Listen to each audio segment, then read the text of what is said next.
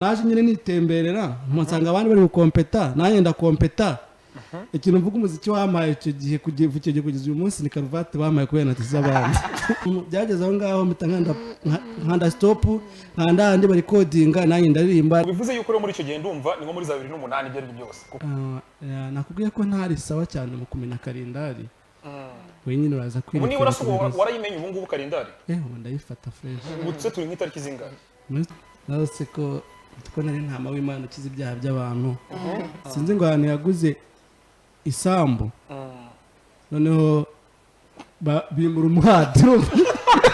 Inzozi zanjye oya tuzanabatendeka none. Buri muntu agicara ku wundi. The Choice Live. Bamwita Milton. Milton. Ubwo ni igihumbi ton. Right. Ton y'amabuye? Oya. Stone. Ibirombe. Nagari ibirombe. Ni toni y'ibintu wahuye nabyo byiza nibibi babishyize mu kagufuka kamwe tu bakabiha uburemere. Ni toni y'uburemere. Y'uburemere. Wowe nibaza igihumbi biremere. Nagari ikibazo. Ni mix y'ibyo naciyemo byose ibyiza nibibi wafasha ukabishyira mu kintu kimwe then ukabiha uburemere. Wowe ufite ubwo wabihaye bigende n'ukuntu nibyo waciyemo ugafata ibyiza niba ukabivanga se right ubishyira mu mufuka umwe nose si ibyo byose bro ndikada wikuraho bimwe bihende iyo bivaye se bijugunyamo ukahita ubireka cyangwa nabwo muri umuhanda ubijugunyijemo ukabicagura nimvange bro si ubizi nimvange bro ivanga wigende iryo zina ninde wari kwise ninjye waryise nta wundi muntu kabisa. Ubwo wari ufite show y'amazina menshi se uba ari ryihitamo cyangwa ni ryese rikuzamo bwa mbere uravuga uti ngomba kwitwa rimwe? Mu by'ukuri kubyaranye n'amazina habanje amazina menshi hari abanzi nitwa Vavadiem nyiri ku ishuri hari abanzi nitwa Valiant Linux mu buzima busanzwe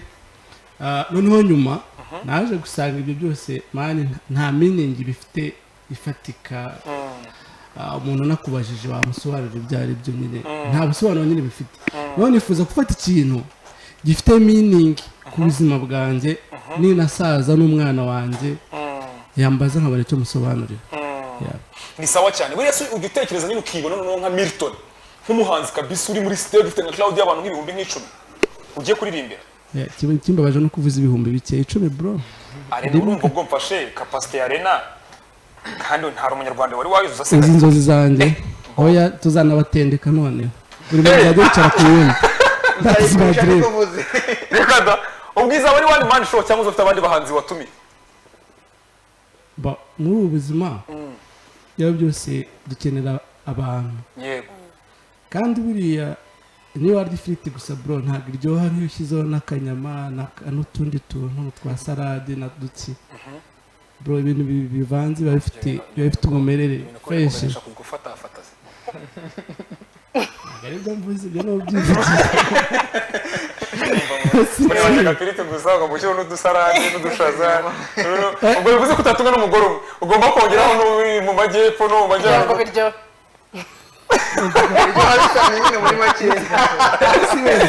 Okay, Joe, we share.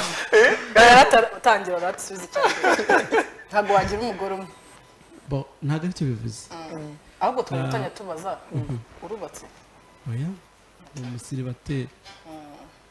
Ese buri ubundi iyo umuntu bamwaje ngarubatse kandi ntanze agira buri abayubatse ra? Nabona ibyo ntiwamenya ko. Ukurikije umuco wacu wa Kinyarwanda. Njye nkurikishwa mbyumva wenda sinzi niba ari umenye buke mfite ariko ntekereza ko iyo umuntu akubajije ngo urubatse abashaka kubaza ngo ufite umugore ufite umwana cyangwa se ufite umugore gusa wenda murateganya kubona umwana cyangwa se ufite nyine nk'abantu bakuri ku mutwe umugore nyine n'umugabo nawe urabyumva ntekereza ko ari cyo bavugaga buriya. Yego nta n'umwana se Imana ira blessing bro gabanya ubucokozi reka nyine ubwiye urabona nangana gutya ntarajya none reka tubikore gutya vuga ko wenda bariya bose bari ku muhanda ari abandi wamenya se ari ibiki nawe uzi ibyo wakoze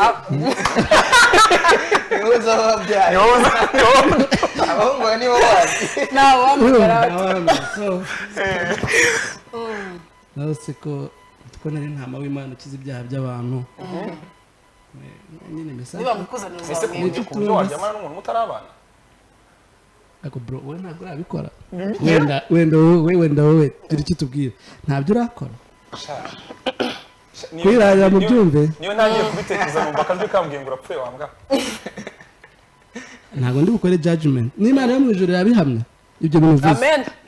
yabihamya yuko ntagira gute yuko ibyo bintu utari warabikora n'ibiki twavugaga rimwe na rimwe hari ubwo reka ndebe niba byemewe n'ibiki twavugaga ahubwo nta muntu bararyamana batarabana n'Imana yo mu ijuru yakubera umugabo ndyamana n'umuntu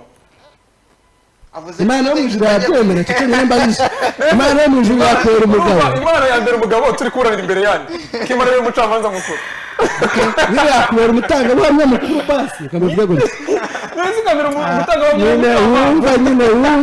nawe akorera umusaje ye ariko wenda aho ngomba nibutsa abajeni tuba tugomba kwifata wenda byakwanga tugakoresha agakingirizo ya nukuri watangiye kumenya ko ufite impano yo kuririmba ryari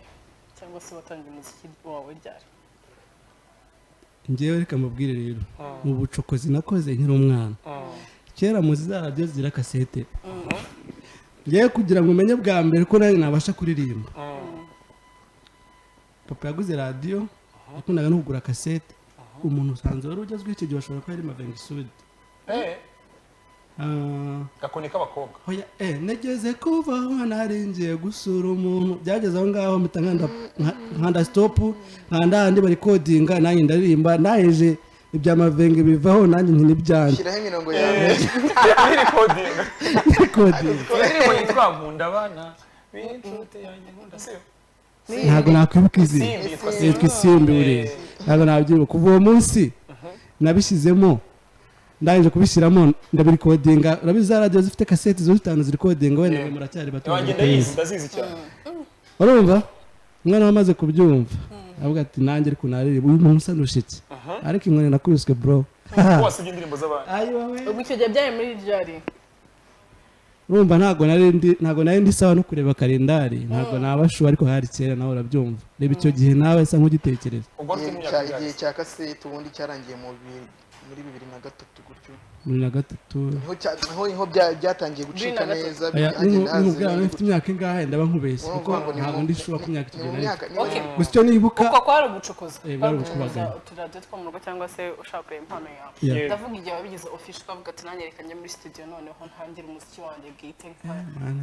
ndizamvune wibuka igihe wa mutipe uririmba ngo parere umunsi yari muri studio ariko uragize iyo ndirimbo n'umunsi wa mbere ninje muri studio uretse gato unyumvira Maxime urabonije ngo watangiye umuziki ryari ahita abona Brenda ngo uribuka igihe rigera ari muri studio yari kurangiza parire wasanga Brenda yatarabona iki kibazo nawe agashobora no kumubwira gutyo agahita afatira kuri parire bari kumwe urumva Brenda nuko wenda parire ko atazi igihe yazi ikintu gihari nuko ntazi n'igihe nyine iyo parire baye icyo gihe muri studio ntabwo nari impari ikintu nyine wenda gihari uri bugende ukore documentaire uragenda ukore research widocumenta uraza kumenya igihe byabereye narwo ni urugero bwa mbere amafaranga yo studio ari gangaye amafaranga nishyuye studio bwa mbere yari menshi yari 40,000 yari menshi ariko yari menshi cyane yari 40,000 ariko ahubwo watunze amafaranga ukiri umwana mbajana nakwe simbyibuka sinzi ukuntu nabigenje ariko ndi gukoresha 40,000 ikindi ntabwo ari gutunga amafaranga ukiri umwana ahubwo no kwihiringa nanone abantu bihiringa bikanga benshi bro kuba biba byaraguhiriye n'Imana iba yarabikoze ni sawa cyane ubwo bivuze yuko rero muri icyo gihe ndumva ni nko muri 2008 ibyo ari byose kuko parire ngira ngo yaje muri 2008 na karindwi kuko nibwo inshuti z'ikirere zari zihari bahanganye na ba Riderman ibisuko kuko nibwo yarimo gukubita si nko muri iyo myaka nakubwiye ko ntari sawa cyane mu kumenya kalendari wenyine uraza kwirinda ubu niba warayimenye ubu ngubu kalendari ndayifata fresh gutse turi nk'itariki zingahe muri turi tariki 5 z'ukwezi kwa 10 umwaka wa 2000 na 23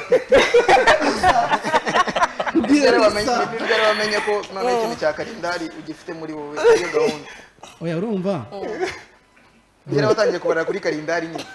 ikintu gihari urumva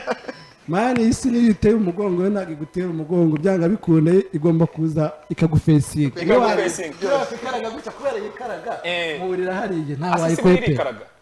nese kuki twaba tutabyumva biterwa n'umuvuduko uri kugendera ntabwo ndi kuyibara cyane ariko biterwa n'umuvuduko uri kugendera uravuze ngo turi mu mwaka wa 2023 buriya niyo myaka isi maze ibayeho ku isi cyangwa nuko ifite muri 2023 oya bo simbara ko ariyo myaka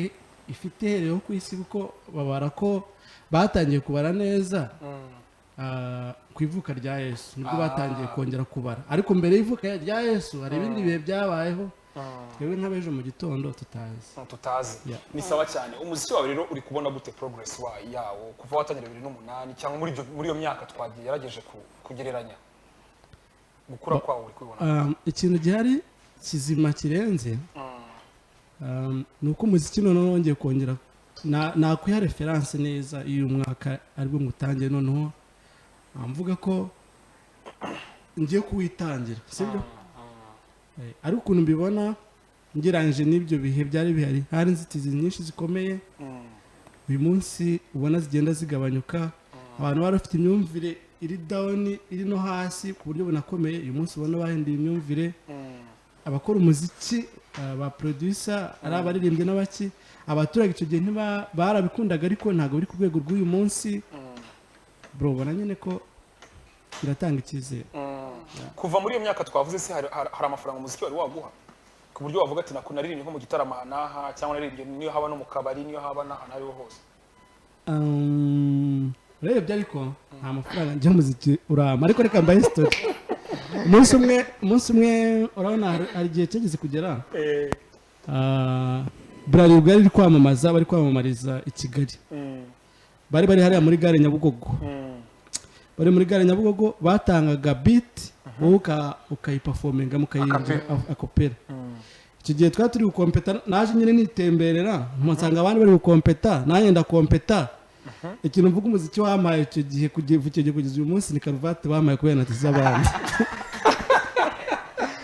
ariko karuvati nayo wayegeranya nk'umudari ubwo kandi iyo karuvati nayo yari branding yari branding yanditseho Mitsini bro bamara Mitsini nawe ushobora kuba warabyungukiyemo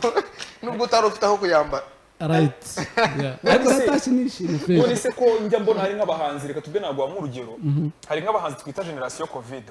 baje muri covid abo bakeniso bataba nyine batwabonye muri covid ba papa cyangwe iyo uri kubona hari umuhanzi uje vuba we ugahita ubona bisa n'ibiciyemo we guhera icyo gihe warahembwe karuvate ubifata gute impamvu nari ngusubije ko igihe nahembwe karuvati ntabwo ari ibintu na planinze hari ukuntu ufata nk'ibintu ukaba wabiteguye akaba ari ibintu wagiyemo ukaba ufite na dream z'ibindi bintu biri buvemo nuko nashaka kumvisha ikintu wenda naba narabonye kuko nafashe mikoro nkaririmba ikintu naba narabonye ni ikintu nagayininze abo ba covid baje ntabwo ndi bubatindeho cyane ko hari igihe nshobora kuba nta makuru ahagije mbafiteho ariko ikintu mfite muri njyewe na dreams zanjye nuko ibyiza biri imbere byiza biri imbere kabisa kandi ariko birashoboka man ko nabonye bakoze indirimbo nziza na Fireman akazi ni indirimbo nziza kabisa kubera iki mu baraperi bose bose mu gutekereza Fireman impamvu Fireman okay impamvu natekereje Fireman natekereje indirimbo natekereje umushinga ariko bitewe nuko navuga ko nkiri mutoya nkikambakamba nta nagera kandi muri dreams zanjye nifuza ko message yagera ku bantu benshi narebye kuri side imwe hari abantu bakunda rap ni benshi mu gihugu cyacu yego by'umwihariko nk'abantu tungana cyane abantu bari munsi yacu ho gatoya babyumva cyane kurusha abandi bantu wenda bari hejuru yacu nk'imyaka nk'itanu sibyo ndavuga nti ibintu nimbifata nkabishyira muri wa musaza afite abantu bamukurikirana umufana bakunda n'injyana muri rusange niyo baba batamukunda ariko bakunda iyo njyana message za touchinga ku mitima y'abantu batandukanye none ndareba ndavuga nti ntago ndakura kandi mu by'ukuri abahanzi iyo tugitangira n'igihe usanga ijwi atari na ryiza cyane hari abandi bana bazi guhogoza bakoze ijwi kera banazwi bazi n'ibindi ndavuga nti Isamu nawe mushyizemo buriya hari agakira gishwa yakongeraho n'abantu bafite ibintu bikagera kure none nanjye nakongeraho bakeya mfite ndi kugenda mbona muri iyi minsi n'abandi bagenda baza boro boro ndavuga nti hazashya feedback abantu bayakiriye muri indirimbo bambwira ko ari nziza nubwo ntabyizera 100% kuko nyine umunyarwanda se subizi abenshi duhura bambwira ko indirimbo ari nziza nta numwe turabura bambwira ko ari mbi bambwira ko video ari nziza imirongo ari nziza sound ari fresh ariko buriya ngiye ikintu nkunda mu buzima ngiye nkunda umuntu nenga kurusha umuntu nshima kuko umuntu nshimye nibyo ababishimye ariko umuntu nenze abamfashije kugira ngo ubutaha noneho ryatafari ntakomagure ndikomagure nditereka ahantu rigomba guterekwa fresh mbese umuntu ntashobora kukunenga kandi wenda ari uko wakoze iyo bwabaga ari imbaraga zawe zari zigarukiye bigatuma wabivamo ikintu gihari iyo uri serious ku bintu uri gukora ntabwo ubivamo nawe umuntu aba uba ufite ubwenge bwo gutekereza ku kintu ntabwo ibintu byose twaganira none aha nasohoka mvuze ati ibi bintu ariko umuntu asaza ambwiye ni ukuri no ngomba kugenda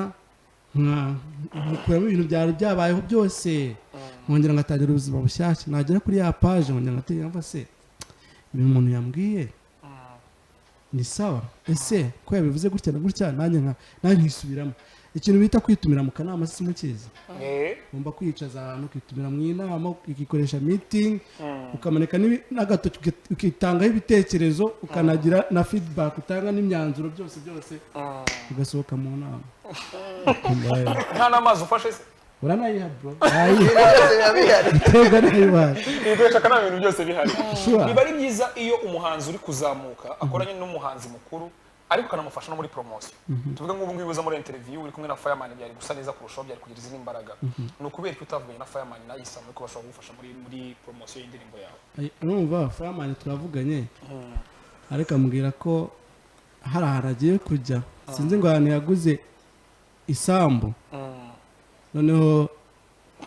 bimura umuhati uzatuvuga no barimo araserera ngende hano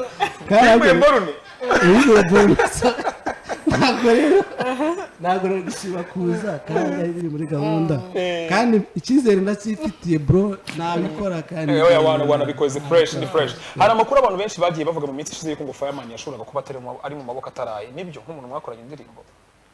ntabwo numvishe kuba utari mu maboko ataraye ni ukuvuga iki akenshi iyo bavuze ngo umuntu yatawe muri yombi wenda afunze ari muri rehab ari mu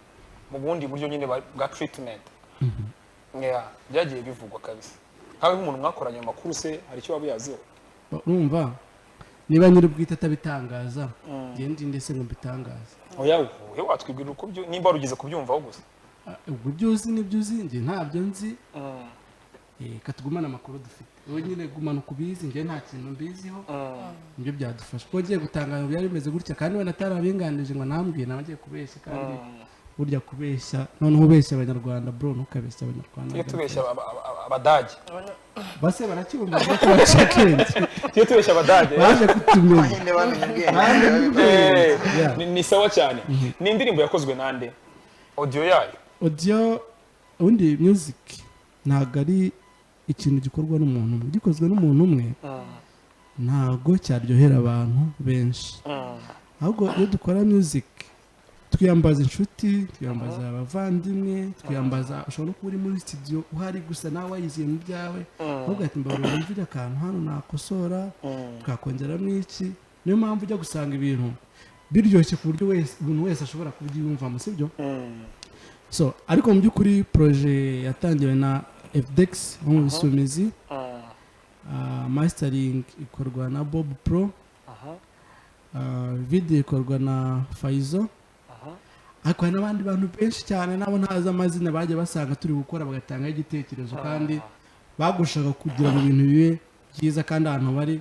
ndabakunda nanjye mbifata umutima Imana kabisa ibahe umugisha ngira ngo wenda tugiye no kugana ku musozo kugira ngo twereke abantu indirimbo wakoranye na Fireman ndetse na Isam sinzi nimba hari ikintu ufite wabwira abantu badukurikiranye n'abaturage cyangwa se n'abantu bakunda umuziki muri rusange bakubonye bwa mbere n'iki kintu wababwira bagomba kwitega kuri Milton okay nkuko ukunda kubivuga ahantu hose nyura cya mbere ndabakunda ikindi iyi music ntabwo nayishobora njyenyine n'ibintu nkora ntago mbikorera ngewe ahubwo mbikorera mwebwe munyereka urukundo mwebwe abanyarwanda mwebwe abantu bose baba bankurikiye aho mwaba muri hose ikintu nabizeza mugomba gutega mu muziki wanjye nkuko nabijije ko nifuza gukora indirimbo zidasaza n'ubundi tageta iracyari iyo ngiyo ikindi nuko nyuma y'indirimbo ndi gutegura EP yanjye kuko wera ko nsanga kugaburira umuntu bro niwe watetse ibintu byiza ariko tuvuguje home sibyo ndakwakiriye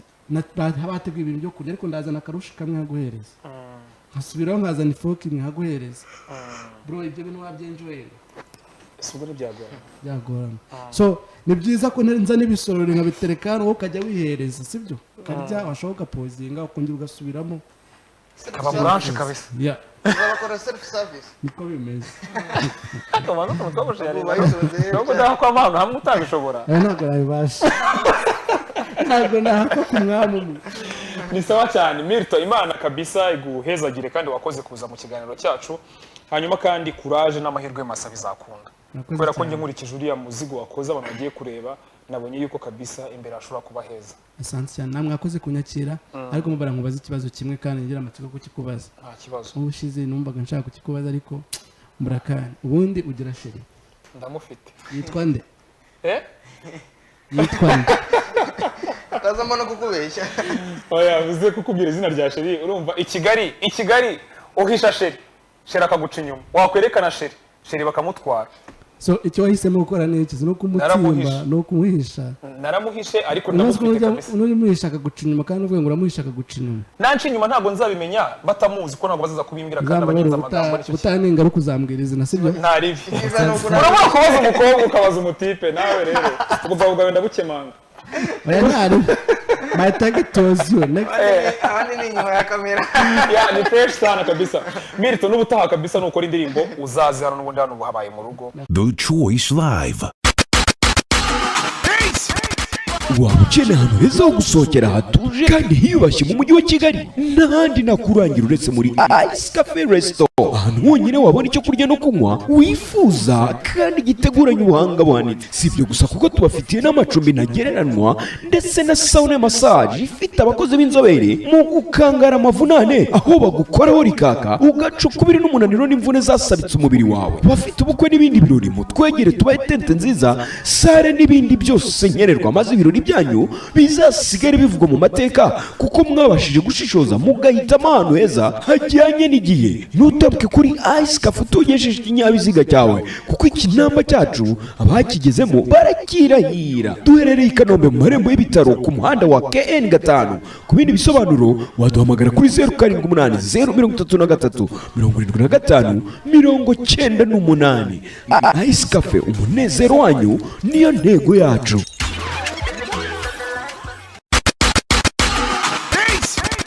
waba ukeneye ahantu heza ho gusohokera hatuje kandi hiyubashye mu mujyi wa Kigali n'ahandi nakurangira uretse muri Ice Cafe Resto ahantu honyine wabona icyo kurya no kunywa wifuza kandi giteguranye ubuhanga buhanitse si ibyo gusa kuko tubafitiye n'amacumbi ntagereranywa ndetse na sauna massage ifite abakozi b'inzobere mu gukangara amavunane aho bagukoraho rikaka ugaca ukubiri n'umunaniro n'imvune zasabitse umubiri wawe bafite ubukwe n'ibindi birori mutwegere tubahe tente nziza sare n'ibindi byose nkenerwa maze ibirori byanyu bizasigare bivugwa mu mateka kuko mwabashije gushishoza mugahitamo ahantu heza hajyanye n'igihe ntutabwe kuri Ice Cafe tugejeje ikinyabiziga cyawe kuko ikinamba cyacu abakigezemo barakirahira duherereye i Kanombe mu marembo y'ibitaro ku muhanda wa KN 5 ku bindi bisobanuro waduhamagara kuri 0780 033 75 98 Ice Cafe umunezero wanyu niyo ntego yacu.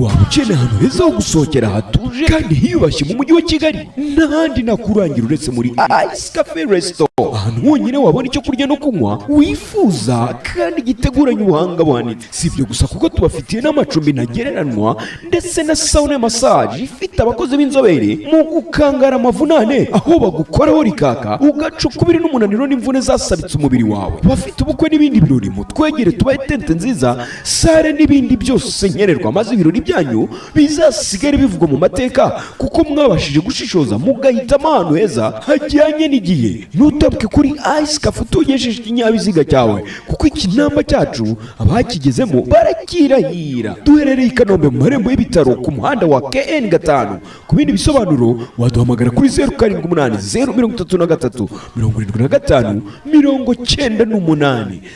Ice Cafe, umunezero wanyu niyo ntego yacu.